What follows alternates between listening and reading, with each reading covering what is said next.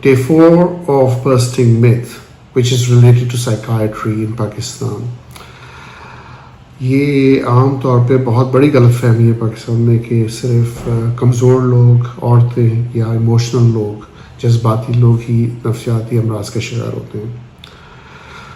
نفسیاتی امراض medical problems ہیں، جیسے کہ ڈائبٹیز ہے، بلڈ پریشر ہے، تھائرائڈ کی پرابلمس ہیں، جہاں پر اس طرح کی پرابلمس کسی بھی مضبوط انسان کو ہو سکتی ہے، کامیاب انسان کو ہو سکتی ہے.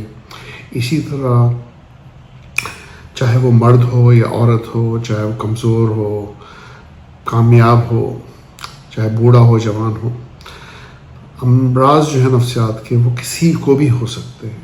تو یہ بہت بڑی غلط فہمی ہے کہ صرف ایسے لوگوں کو پرابلمس ہوتے ہیں جو کمزور ہیں. میں سمجھتا ہوں کہ یہ پھیلانا، آگاہی، اویئرنیس بہت ضروری ہے.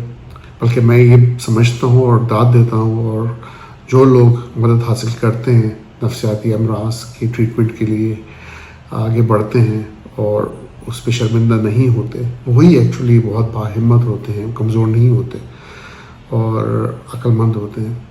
تو پلیز یہ بات سمجھیں اور آگے پھیلائیں، اور اس میتھ کو جتنا زیادہ کم کر سکتے ہیں، اس غلط فہمی کو جتنا زیادہ دور کر سکتے ہیں کریں. Thank you very much. I'll keep on uploading more videos. اگر یہ اچھی لگی پلیز لائک کریں، سبسکرائب کریں، اینڈ انشاءاللہ I'll upload more videos soon. اللہ حافظ.